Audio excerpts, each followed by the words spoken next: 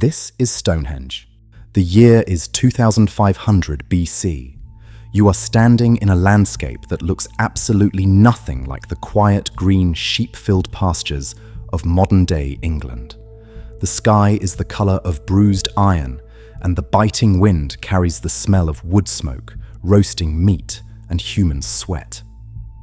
Most people today look at Stonehenge and see a cluster of isolated grey rocks stranded in an empty field, built by mysterious people for mysterious reasons. But they are looking at a ghost.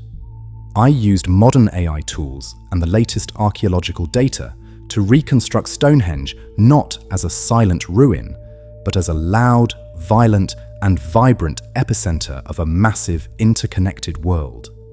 We are going to strip away the modern highways and the green grass, because 4,500 years ago, this entire landscape was carved open to reveal blinding, brilliant white chalk. We are going to walk through the smoke, feel the crushing weight of the stones, and experience the climax of the Neolithic year. This isn't just a monument. It is a machine designed to control time, conquer death, and bind a fractured island together. Your day doesn't start at the stones. It starts 2 miles away at a massive settlement called Durrington Walls. This is the realm of the living. You wake up inside a small circular house made of woven hazelwood and bright white chalk plaster. The thatched roof above you is thick with soot from the central hearth. You step outside, and the noise hits you like a physical force. Durrington Walls is a temporary super city. For a few weeks a year, up to 4,000 people gather here. In 2500 BC, that is a staggering percentage of the entire population of Britain. This is not a slave camp. There are no overseers with whips forcing misery upon a captive workforce. This is a massive, continent-spanning festival, a religious pilgrimage, and a construction site all rolled into one. Recent chemical analysis of the pig and cattle bones dug up here tells an incredible story. These animals weren't raised locally. They were walked here, alive, from as far away as the Scottish Highlands, Wales, and the Yorkshire Dales.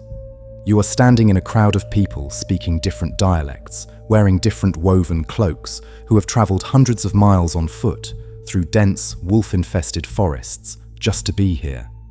You are here to feast, to marry, to form alliances, and above all, to build. By mid-morning, you join the procession leaving the chaotic noise of the wooden city. You are moving from the land of the living toward the land of the dead. You walk down a wide, constructed pathway toward the River Avon. The river is the artery of this world, the sacred threshold. You board a hollowed-out log boat and drift downstream until you reach the start of the avenue. This is where the AI reconstruction totally changes our modern perspective. Today, the avenue is just a faint ridge in the grass, but in 2500 BC, it is a massive, glowing highway. The builders have stripped away the topsoil to expose the pure, pristine white chalk bedrock beneath. It is dazzlingly bright. You are walking up a 2-mile-long ribbon of white earth, flanked by deep ditches, ascending slowly toward the horizon. And there, looming against the sky, is the circle. Let's look closely at the engineering, because what you are looking at is technically impossible for the tools of the time. The people who built this do not have metal. They do not have the wheel. They do not have written mathematics. Yet they are manipulating thousands of tons of rock with a precision that rivals modern machinery. There are 2 types of stone here, and they tell 2 different stories. First are the Bluestones. These are the smaller, darker pillars scattered inside the main circle. But small is deceptive. They weigh up to 4 tons each. They feel warm to the touch and turn a deep, striking blue when it rains. These stones were not found here. They were quarried in the Preseli Hills in Wales, over 150 miles away. How did they get here? They were dragged on wooden sledges over incredibly rough terrain, floated on rafts up the coast, and hauled up the rivers. Why go through that agonizing effort? Because in your world, stones are not dead matter. They hold the spirits of the ancestors. The Bluestones are believed to have immense healing properties.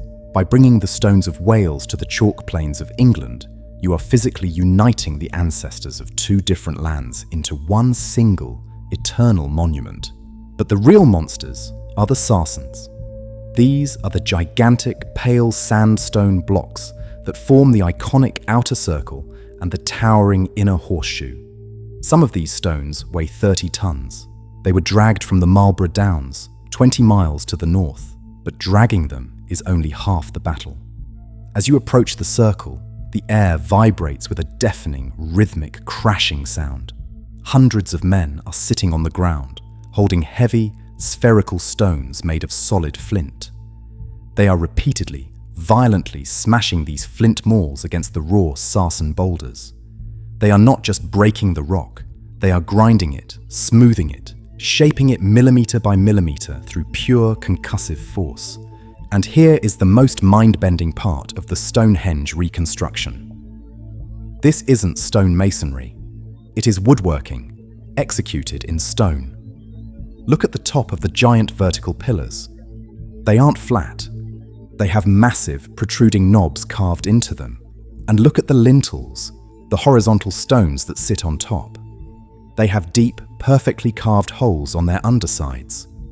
This is a mortise-and-tenon joint.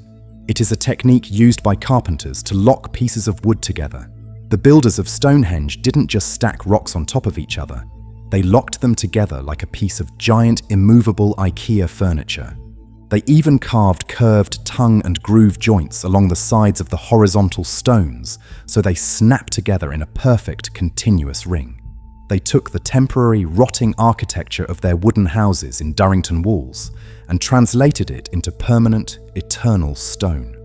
They are building a house for the dead that will never decay. By late afternoon, the temperature drops sharply. It is the winter solstice. This is the most dangerous and important day of the entire year. Modern pop culture focuses on the summer solstice, when the sun rises over the heelstone.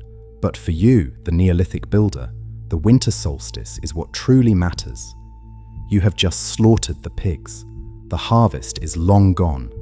The days have grown terrifyingly short, and the dark is consuming the world. You need to know that the sun has not abandoned you. You need to know that the cycle will turn, that spring will come again, and that life will survive the freezing dark.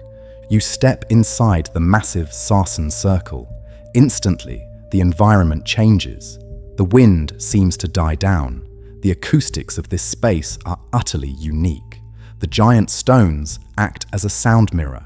If you stand in the center, your voice doesn't echo away into the plain. It bounces off the curved, smoothed surfaces of the inner horseshoe and is amplified, reverberating back into your chest. When the priests beat their skin drums and chant, the sound doesn't just fill your ears, it vibrates inside your bones. It is an ancient sensory isolation chamber. The outside world is blocked out. The white chalk gives way to the grey, imposing walls of the ancestors. You look toward the southwest. The sky is turning a violent shade of orange and purple. You are standing with your back to the avenue, looking perfectly through the narrow gap between the two largest, tallest stones in the entire monument, the Great Trilithon. And slowly, agonizingly, the dying winter sun begins to set. It descends exactly, flawlessly, into the gap between the stones.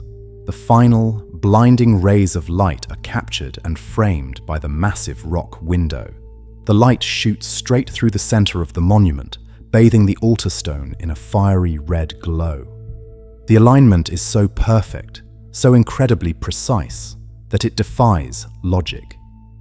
In an age before compasses, before telescopes, before writing, these people tracked the complex movements of the cosmos and anchored them to the earth using 30-ton blocks of stone.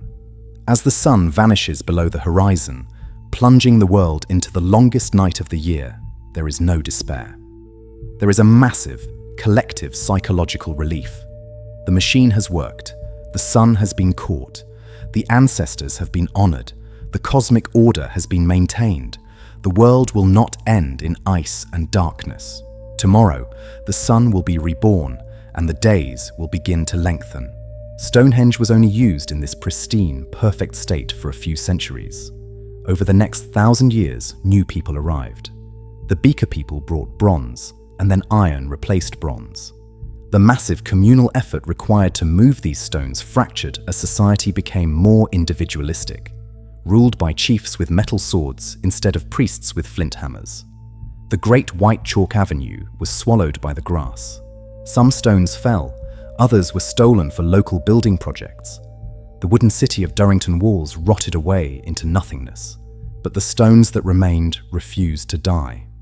They stood through the Roman invasion, through the Dark Ages, and through the Industrial Revolution.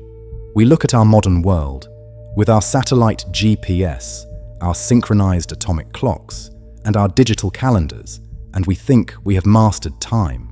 But standing here in the center of the reconstructed circle, feeling the acoustic hum of the rocks and watching the winter sun slide perfectly into a slot carved 4,500 years ago, you realize something profound.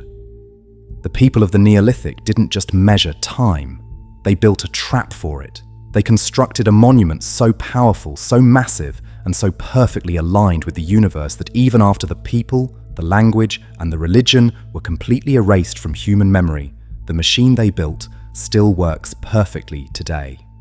Thank you so much for watching. What lost civilization should I reconstruct next? Drop a comment below.